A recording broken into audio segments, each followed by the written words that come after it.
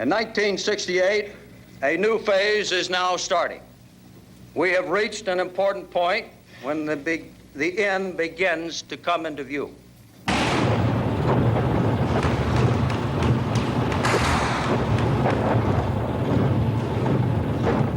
Tet, the Vietnamese New Year.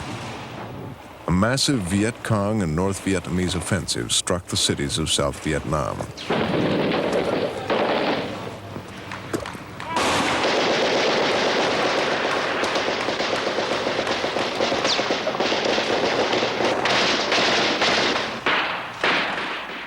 The attacks spilled into the living rooms of America and split the White House staff.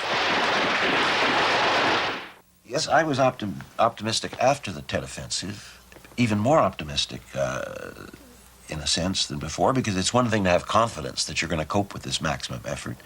It's another thing to see that everyone was coping. You'll see that the cables from Saigon, from Ambassador Bunker, told us that the enemy was defeated on the ground very early. It would take time to mop up.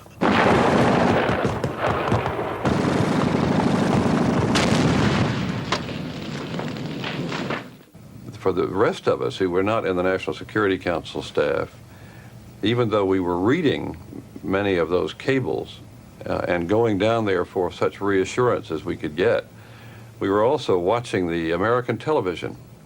And American television was showing a different sight. That sense of the awfulness, the endlessness of the war, the unethical quality that did not recognize that when a man was taken prisoner, he was not to be shot at point-blank range. The terrible sight of General Luan raising his revolver to the head of a captured Viet Cong and killing him.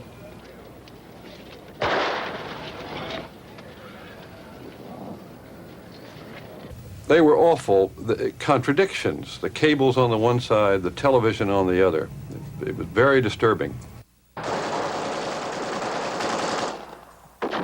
Vietnam was history's first television war. Now, as the fighting ripped into Saigon, millions of Americans watched the battle on the evening news. We've got two more alert forces that are trying to push him out this way, but he's heavily fortified. He's got a lot of ammo. What's he got, small arms? Small arms, automatic fire, grenade launcher, and hand grenades. You lost any men here? Well, I've got six people I've had wounded. Now CIA men and MPs have gone into the embassy and are trying to get the snipers out by themselves.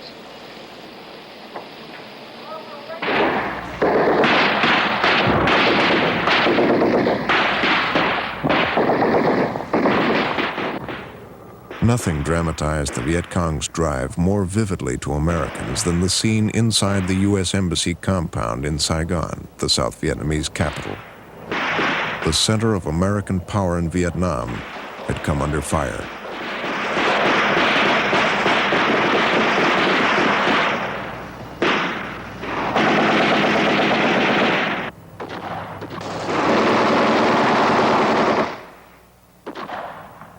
General, how would you assess yesterday's activities and today's? What is the enemy doing? Are these major attacks or...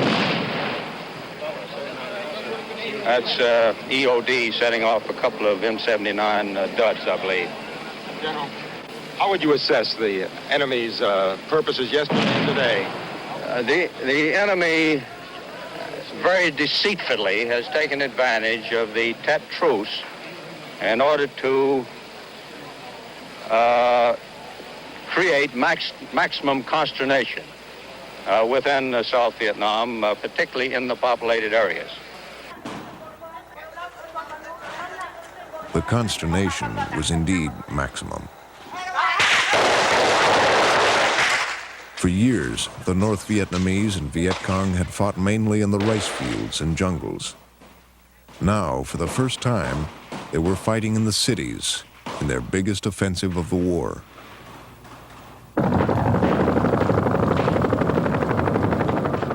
They hit nearly every province and district capital across South Vietnam. They hit Westmoreland's own headquarters near the Saigon airport. They hit key targets throughout Saigon, including the government radio station. This is the main Vietnamese language radio station in Saigon. And right now there are an undisclosed number of VC inside occupying the station. They are not broadcasting on the air, and they're surrounded by South Vietnamese troops, and they're pinned down inside. We think they're going to be throwing tear gas any moment now to try to get them out that way. There's been a lot of shooting out the windows from inside, up on the second floor.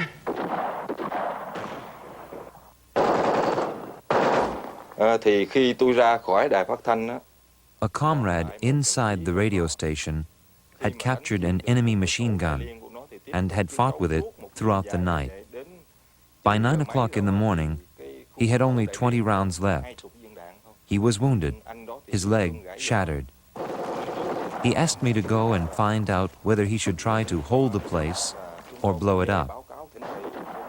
At about 10 o'clock in the morning, we had only 8 men inside with a very large explosive. They detonated the explosive, destroying the entire radio station and sacrificing themselves in the blast. cũng đều hy sinh theo cái bộc phá đó.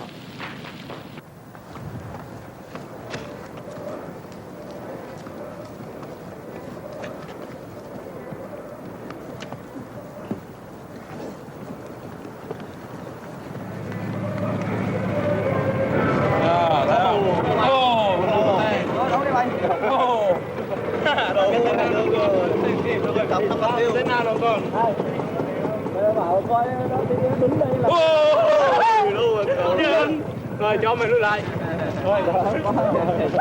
Đủ má nó tiền theo cái đó.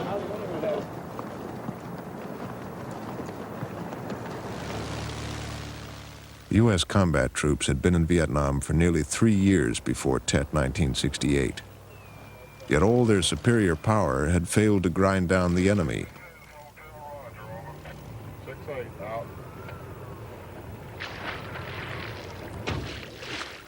The war was deadlocked.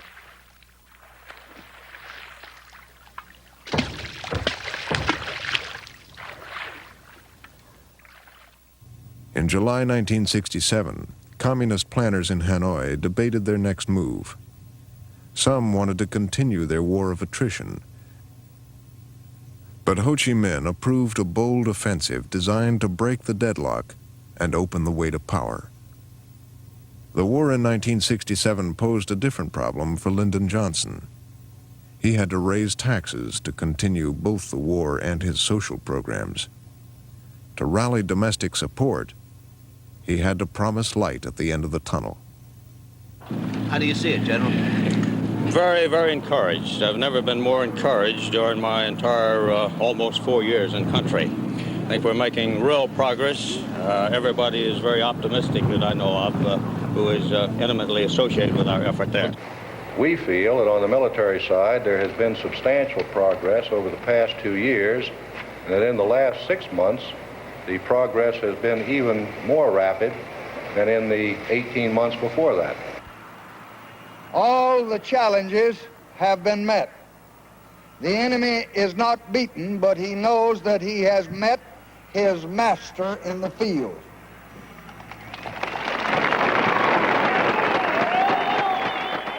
Johnson had orchestrated this campaign of optimism only weeks before Tet. But he had reason to believe an enemy attack of some kind was coming. During the 2 previous years, the communists had staged winter offensives along South Vietnam's borders. Now, as U.S. intelligence detected large deployments moving south, Westmoreland expected similar assaults.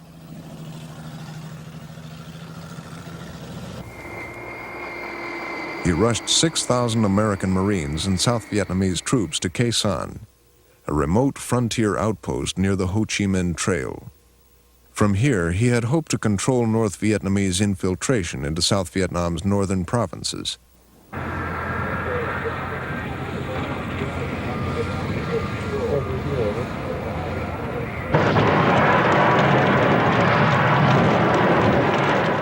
The North Vietnamese attacked Khe Sanh in January, several days before Tet.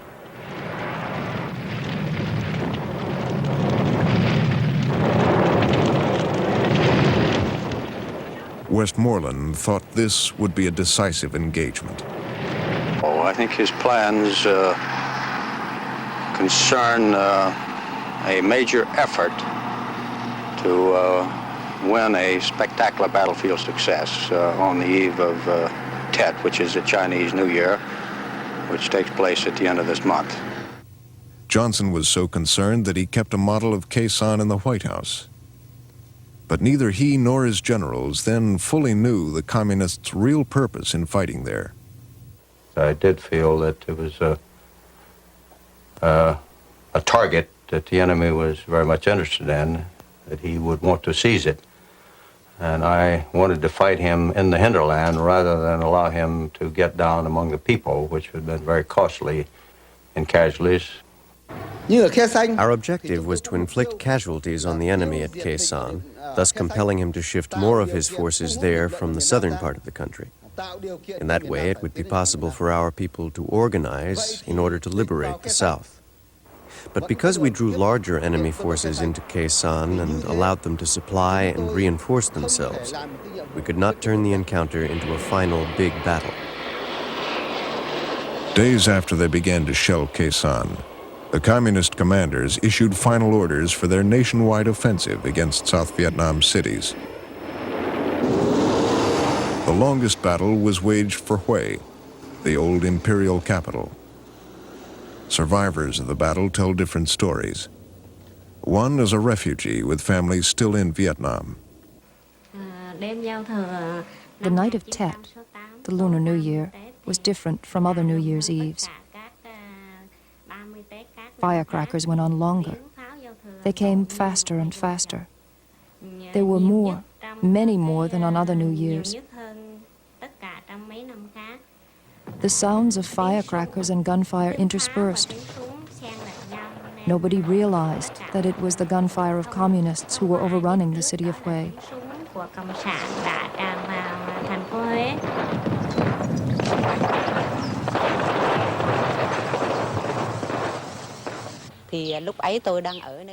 At that time, I was at the nursing school, now the secondary school for nurses. I was among the students there, and weapons were smuggled into us.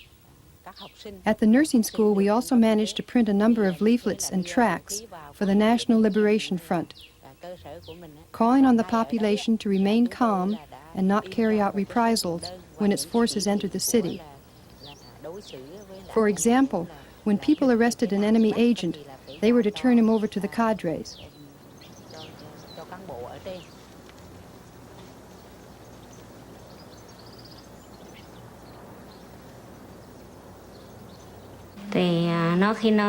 Communist soldiers came in and asked my father his occupation and his residence.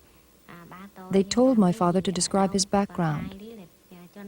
My father replied that he was Deputy District Chief of Treo Phong and that he was already old and would retire in 1 year. They wrote down everything, then went on to other houses. The North Vietnamese and Viet Cong dominated Hue for 3 days. They rounded up South Vietnamese officials and government sympathizers. Some eluded arrest and fled with other civilians. Many did not. My father was ordered to attend a study session for 10 days, and he was told that he would be released afterward. My mother and I accompanied him to the school. There were about 100 persons there. We stayed there until we saw my father leave. My mother and I were very worried because in 1946, my father's father had been arrested in the same way by the communists. He never returned. The people so hated those who had tortured them in the past that when the revolution came to Hue, they rooted out those despots to get rid of them, just as they would poisonous snakes who, if allowed to live, would commit further crimes. Troops of South Vietnam's 1st Infantry Division joined U.S. Marines in the counterattack against Hue.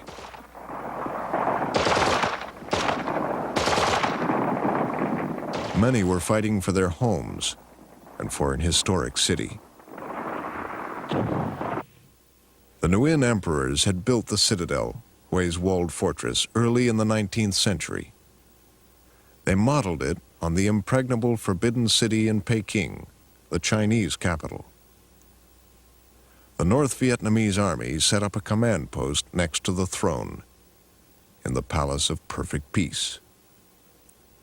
Delta Company, 1st Battalion, 5th Regiment U.S. Marines, headed for the citadel. I think my most vivid memory as I went in was in talking with one of the other company commanders who had already been participating there in the action for a couple of days. And in a very matter-of-fact way, without a great deal of embellishment on his part, he just frightened the hell out of me in telling me how bad it was.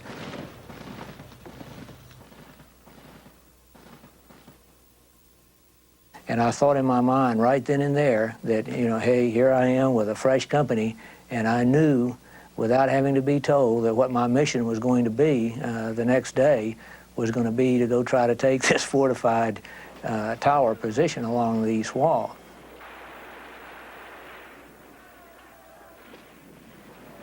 And sure enough, that evening when I went in to be briefed, Major Thompson, he just said, Delta Company, tomorrow you're going to take that east wall. And I said, aye, aye, sir, and went at it.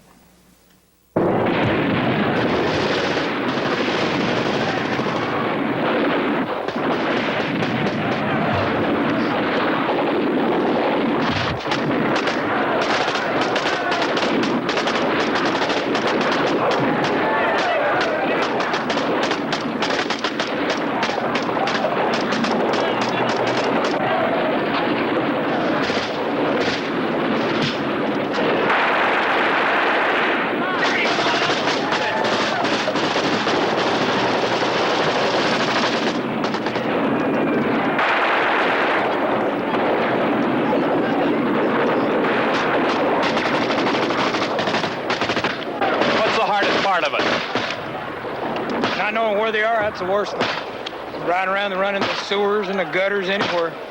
Be anywhere. Just hope you can stay alive from day to day. Everybody just wants to go back home and go to school. That's about it. You lost any friends? Quite a few. We lost one the other day. The whole thing stinks, really.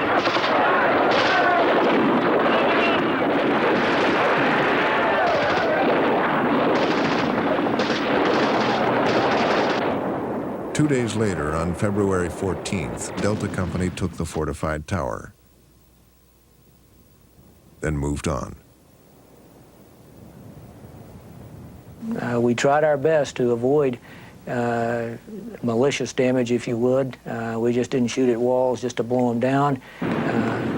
But when we had to shoot at a house, we shot at a house. When we had to destroy a house, we destroyed it.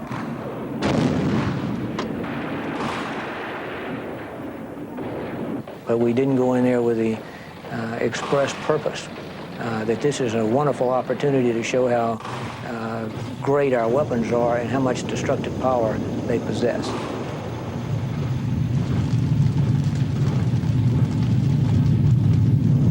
As a result of their being so entrenched, it required for us to bring maximum firepower at our disposal to eliminate them.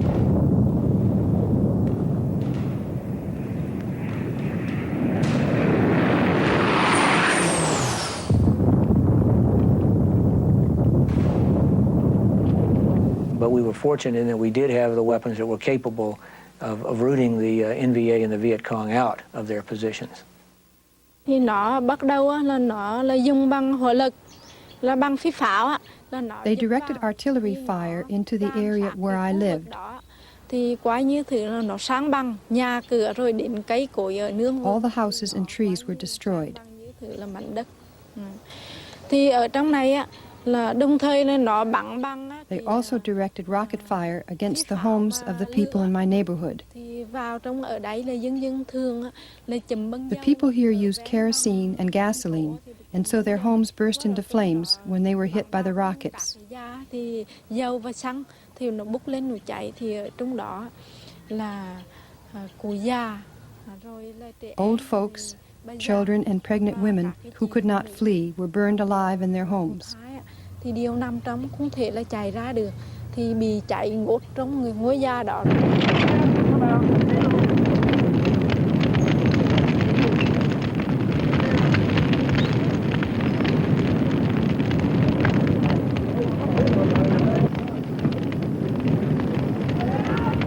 And throughout all of this, you constantly had this fear. Not so much that you were going to die, because I think to a certain degree that was a given. This was combined with the semi-darkness type of environment that we were fighting in because of the low overcast, the fact that we didn't see the sun, gave it a very eerie, spooky look. You had this utter devastation all around you.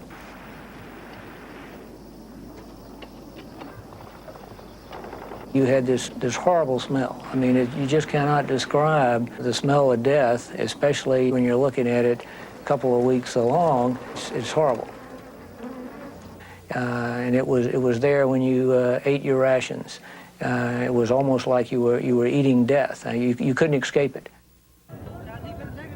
After 24 days of fierce fighting, South Vietnamese army units entered the citadel and raised the flag of South Vietnam. Hue had been saved, but destroyed.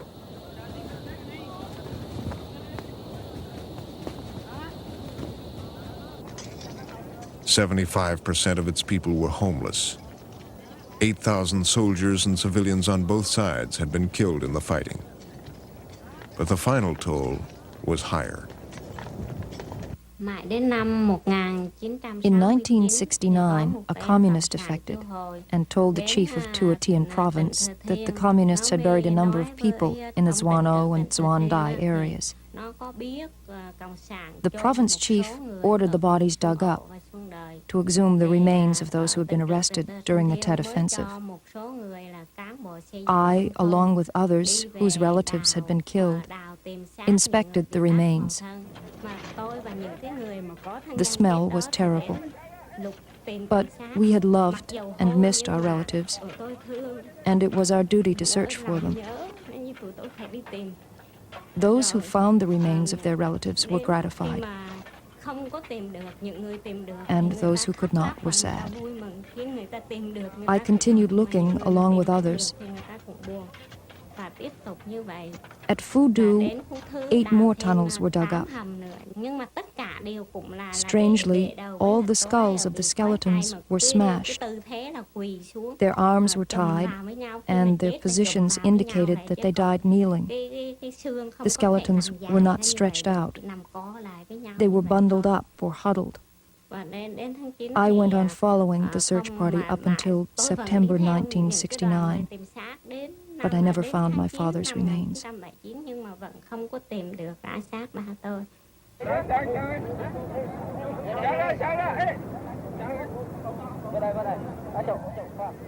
The bodies found in the mass graves were solemnly reburied by the South Vietnamese government.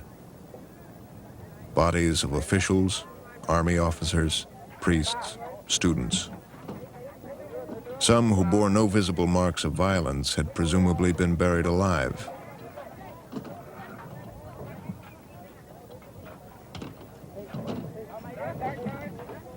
"2,800 bodies were eventually found, and the massacre prompted U.S. and South Vietnamese officials to predict a bloodbath if the communists won the war. For the communists, however, the Tet Offensive fell short of their expectations. At that time in the North, we had devoted our resources and our energy to the liberation of the South in 1968.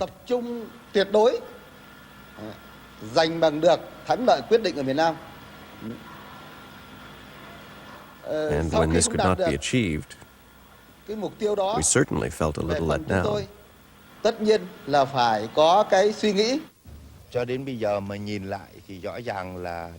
Looking back at it now, it is clear that the first objective, the liberation of the South, was not accomplished. But at that time, we did attack the command centers of the American forces and the puppet regime in the urban areas as well as in the provinces. We attacked the provincial headquarters, the Saigon Presidential Palace, the various secret police headquarters, and the radio stations. And in Saigon, we fought our way into the American Embassy, which was the most important American headquarters in the South. We were able to occupy all these places, but we could not hold them. Therefore, we did not gain enough time for the people to stage their general uprising.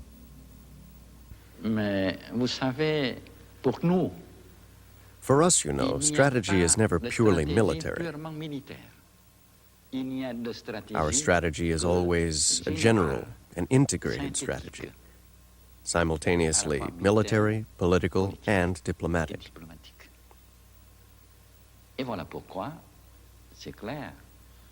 Thus, the Tet Offensive of 1968 obviously had an objective that was both military and political.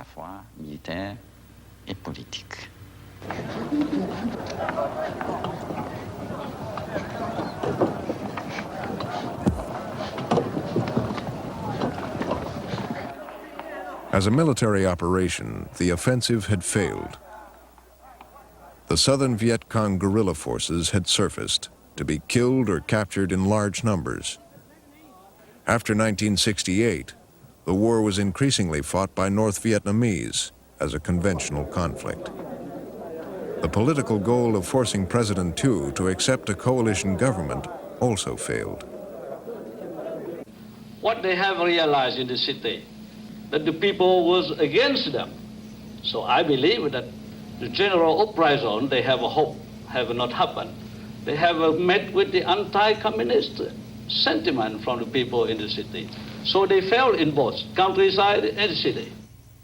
But even though it was a considerable military setback for the North Vietnamese and Viet Cong out there on the ground, it was in effect a brilliant political victory for them here in the United States.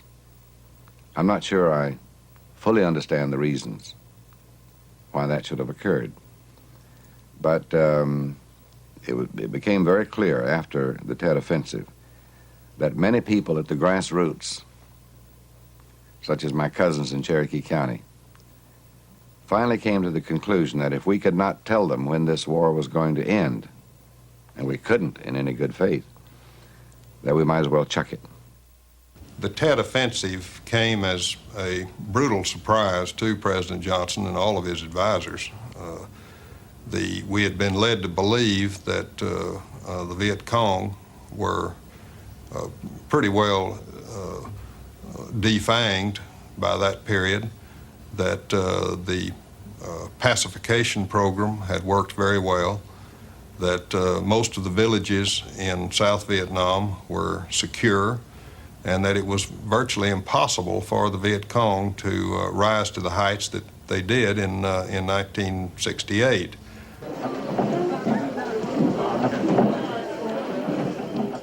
The shock of the Tet attacks forced Johnson, the commander-in-chief, to seek refuge in the military. Johnson, the president, said nothing to the nation. Tet had crystallized the dilemma of the war. Johnson wanted victory, but his enemy, though rebuffed, was still not defeated. Could he win now without expanding the war and committing more troops?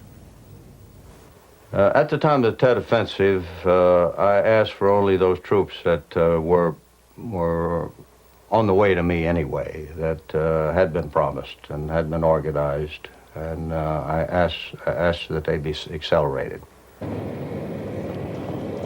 Johnson approved this request and sent off an airborne unit. But by now, Vietnam was draining America's overall military force. Johnson's generals pressed him to take a step he had always resisted, to call up the reserves, to gird the nation for a bigger war.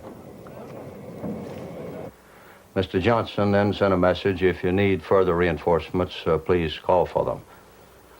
I took no steps in that regard till General Wheeler came over. He was the chairman of the Joint Chiefs of Staff. General Wheeler told me that it was a good prospect that the reserves would be mobilized, that the strategy would be changed. And if reserves are mobilized and our strategy was changed to be an offensive strategy that would break down some of the geographical barriers of Laos and Cambodia and allow us to take the war to the enemy in a more effective way through the bombing campaign, what would I want to bring the war to an end? It was in the context then of a contingency plan based on an assumption of a decision, and it was not a request per se. But it was presented as Westmoreland's request for 206,000 troops for Vietnam. General Earl Wheeler said they were needed to stop another attack. In fact, Wheeler planned to keep half the troops at home to replenish the depleted reserves. Another advisor wanted to use the troops to invade North Vietnam. I thought that the extra troops would be justified only if we used them in a very active policy to force an end to the war on the ground through putting forces into North Vietnam as far as north as Vinh and blocking off on the ground with U.S. forces the multiple trails in Laos. Johnson turned the troop request over to Clark Clifford, his new Secretary of Defense, a trusted advisor and supporter of the war from the beginning. President Johnson appointed a task force as soon as I went into the Pentagon and named me chairman of the task force. The reason was that the military had specifically requested 206,000 more troops be sent to Vietnam. He wanted that analyzed. He wanted us to determine how the troops could be gathered and sent, what the social, political, economic impact might be on the United States. The troop request came at a time when Johnson was concerned about Khe Sanh, where the Marine garrison was still besieged.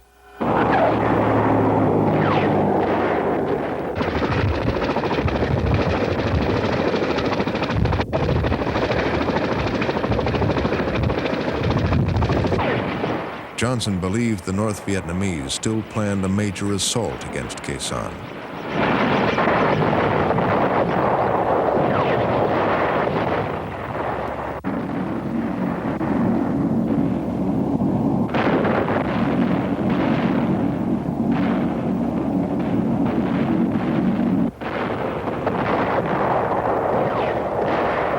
The Marines, surrounded and outnumbered, were enduring deadly artillery barrages as they waited for the North Vietnamese to storm the base.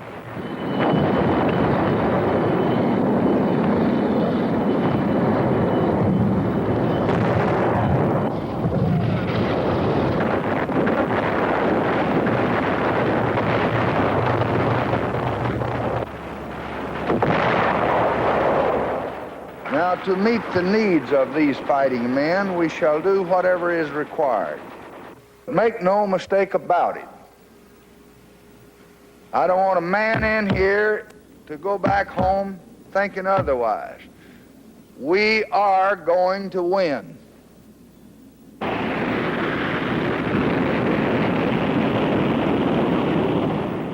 Johnson did meet the needs of his men at Khe Sanh. He unleashed the Air Force against the North Vietnamese encircling the base in one of the most intensive bombing campaigns in history.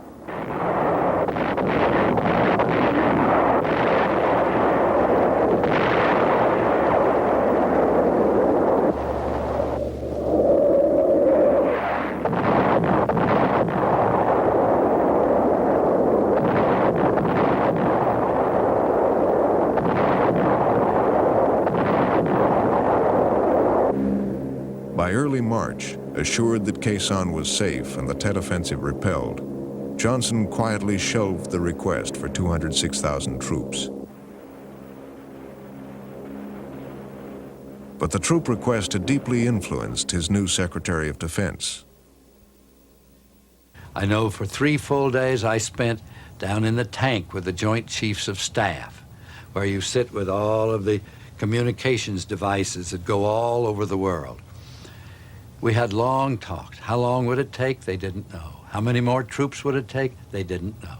Would 206,000 answer the demand? They didn't know. Might there be more? Yes, there might be more. So when it was all over, I said, what is the plan to win the war in Vietnam? Well, the only plan is that ultimately the attrition will wear down the North Vietnamese and they will have had enough. Is there any indication that we've reached that point? No, there isn't. As a result of that kind of interview and that kind of information, before the final examination was over and we submitted our report to President Johnson, I had turned against the war.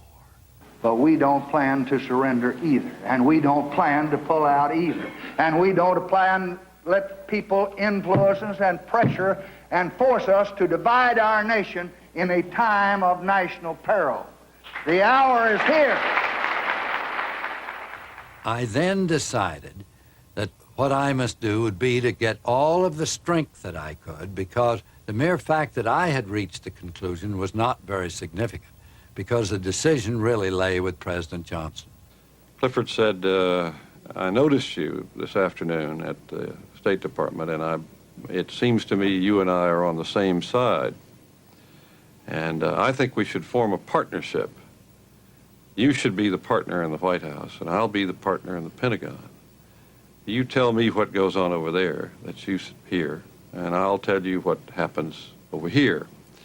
And together, we'll get this country and our president out of this mess. Harry was our secret dove. Harry was very close to the president. Harry and I were close. Harry was close to other members of the White House staff.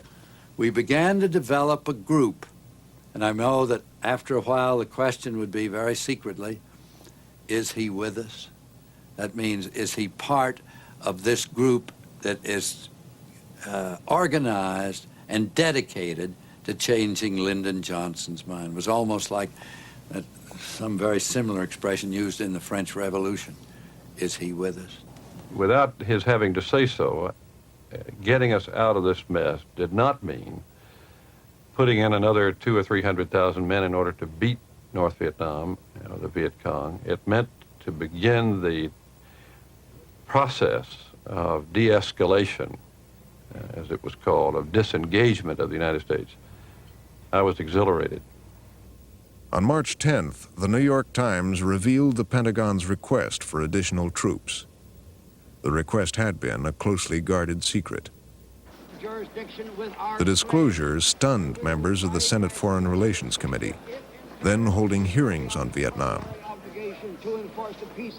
Secretary of State Dean Rusk was grilled on live television for 2 days. There is incipient uprising in this country in opposition to this war, and it's going to get worse. This talk about sending over 100,000 to 200,000 more troops, you're going to create a very serious difficulty in this country if you people in the administration go through with that. Now, Mr. Secretary, for some years we have been bombing the North. As I understand it, this bombing of the North had three purposes. One, to hurt North Vietnam. That's been done. Secondly, to stop the infiltration of men down across the parallel and the Ho Chi Minh trails. Has that been done? It has not been stopped completely, Senator, and we never supposed that it could stop it completely. But we do know that it has had some major impact upon the capacity of the other side to carry out this infiltration, and has cost him very heavily. The rate of infiltration in 1965 was about 1,500 a month. In 1966, about 4,500 a month. In 1967, between 5,500 and 6,000 a month. And in 1968, it's my understanding that in January, 20,000 men came down from North Vietnam into South Vietnam. Is that a correct figure or a correct estimate? I would accept those as approximately correct, sir. Mm-hmm. Then the third factor, in addition to hurt, reducing infiltration, the third factor was to bring Hanoi to the conference table. Are they any closer to the conference table now than they were when the bombing began? We have seen no evidence that they're prepared to undertake serious discussions toward a peaceful settlement of this situation. Senators Morse and Mansfield had long opposed the war. But after Tet, supporters like Senator Carl Munt of South Dakota began to abandon Johnson. One who has consistently supported the decision of the administration to stay on and press on with this war. I am totally and sorrowfully disappointed by your answer. And I think this is one of the great causes for dissension in this country. Now Congress wanted a change, either victory or withdrawal. Congress, also concerned about the cost of the war, forced Johnson to trim his domestic programs. He could not spend more on a limited war, and he feared an expanded war. Johnson's greatest fear, as he once put it, was that an American pilot was going to miss his target in Hanoi or Haiphong Harbor and put a bomb down the smokestack of a Russian freighter with the Russian minister on board, and that the pilot would be from Johnson City, Texas. He was extremely disturbed that we might provoke the Russians, or earlier the Chinese, into coming to the aid of Vietnam. And that was one of the tremendous dilemmas he had throughout the war, when a great many Americans wanted the United States to go ahead and finish it off. Johnson also had to consider the war at home. Until then, he had dismissed street demonstrations. But 1968 was a presidential election year, and out of the growing anti-war sentiment, there emerged a peace candidate, thrust into prominence by the shock of the Tet Offensive. I am a candidate for the nomination of the presidency on the Democratic ticket. I run for that office against an incumbent leader of our party because I believe, as I find many people in this country do believe now and have for the last 5 or 6 months, that we are involved in a very deep crisis of leadership, a crisis of direction, and a crisis of national purpose. And the entire history of this war in Vietnam, no matter what we call it, has been one of continued error and of misjudgment. Senator Eugene McCarthy nearly beat Johnson in the New Hampshire primary, and the close vote jolted Johnson. At the time, it looked like a vote for peace. In fact, it was a vote against Johnson's conduct of the war. Many New Hampshire voters felt that he wasn't being tough enough. They favored getting out of a war he refused to win. Johnson was further rattled when Robert Kennedy joined the presidential race. The glamorous Kennedys had always worried him. Robert had switched to a peace platform, and Johnson smelled defeat in Wisconsin the next primary. The faraway war was taking its toll at home. Johnson turned to a group of elder statesmen called the Wise Men. They had consistently backed his war policies. He convened them on March 25th. They included establishment figures like former Secretary of State Dean Acheson, former Ambassador to Vietnam Maxwell Taylor, and former National Security Advisor McGeorge Bundy. And our recommendation, on the whole, not without disagreement, was that there should not be an increase in force levels in South Vietnam, and that there should be a modification of the policy of bombing North Vietnam. Now, here was a group saying, Mr. President, stop trying to win the war, start cutting back, don't send any more men, we think you ought to get out. It was a very bitter pill for him. I think he had himself decided, really, that he would not do the ground force reinforcement. So it was more our gloominess, in a way, than our specific recommendations that he may have found troubling. To meet price increases in the cost of... On the afternoon of March 31st, after 2 months of indecision, Johnson rehearsed an address to the nation, scheduled for that evening. One of those additional expenditures is, so get Clifford and see what figures. This fiscal year, well, you're going to have to get them in the next hour so you can mimeograph it, because George is going to want. In this fiscal year and... As late as March 28th, his aides were still divided on Vietnam policy. It was a strong, we will be in there, we will be fighting, they will not drive us out, we will save Vietnam speech. There was a meeting in Secretary Rusk's office. Rusk, Clifford, Bill Bundy, the Assistant Secretary for the Far East, Rostow, and me. Clifford said, the speech is a disaster. I thought the draft was dreadful. I thought that it was harsh. I thought that it talked about the continuation of the war. It talked about Tet, how Tet could be resolved. There was some suggestion about sending some of the men, not the whole 206,000. To me, it needed much changing and much amendment. The really surprising thing was that Rusk and Rostow did not fight Clifford on that, but began to speak as if, all right, what do we have to put in line to write a different kind of speech? I went back and wrote a different speech, a very different speech. As a quick illustration, the first few sentences of that speech in the original draft said, I wish to talk about the war in Vietnam. That was the first sentence. By the time the speech was written and rewritten, we worked days on it before it was given, the first sentence read, Good evening, my fellow Americans. Tonight I want to speak to you of peace in Vietnam and Southeast Asia. And that speech was almost a complete reversal of what the speech started out to be. Tonight I have ordered our aircraft and our naval vessels to make no attacks on North Vietnam, except in the area north of the demilitarized zone where the continuing enemy buildup directly threatens Allied forward positions and where the movement of their troops and supplies are clearly related to that threat. I had cut off the peroration, the ending of the speech, which was a kind of McPherson effort to write Churchillian. It had been on every draft of every speech from the beginning. Clifford called me just before we met on that Saturday and said, you know, that peroration doesn't belong there anymore. The speech has changed. You can't make the kind of speech we've now got and then end it with the sort of, we will fight them in the lanes and the villages and the beaches language that is in that peroration. So I just cut it off. I didn't have time to write a new one. Johnson asked me, where was it? I liked that. And I said, well, I didn't like it. Doesn't really fit with the speech. I'll go upstairs and write a new one. And I'll make it short because the speech is already a very long one.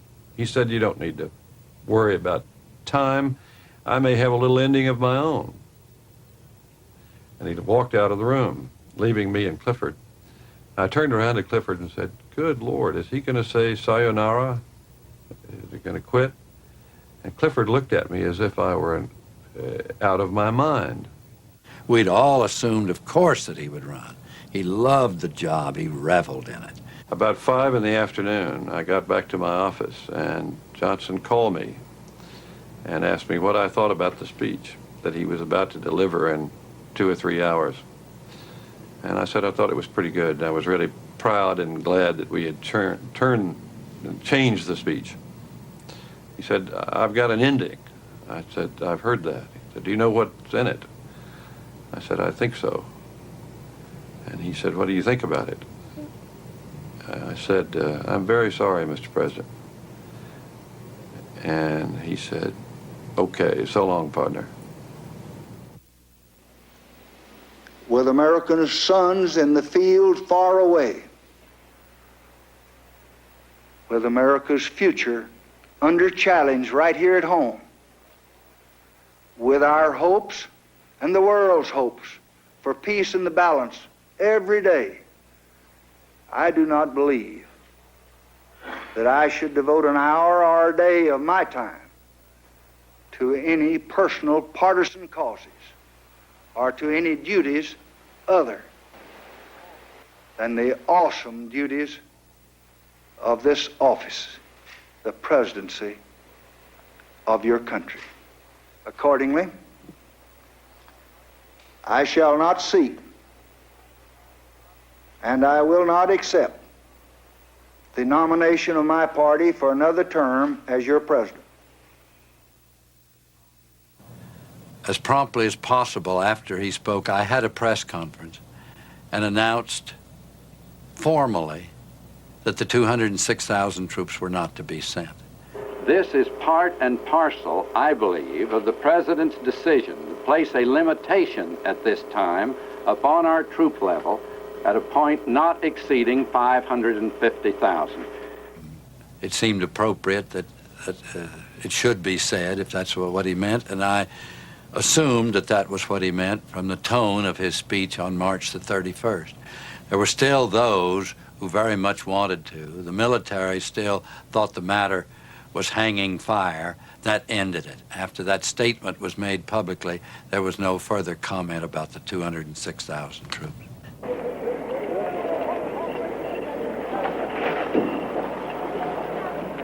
The Tet Offensive had a further impact. In mid-May, North Vietnamese diplomats arrived in Paris to talk for the first time. That week, the Viet Cong launched a new offensive.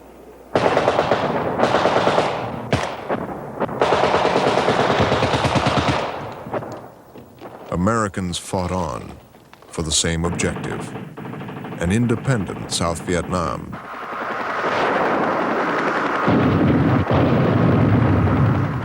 But after Tet, the strategy changed. There were peace talks and the slow withdrawal of American troops. The talking and fighting went on for the next 5 years.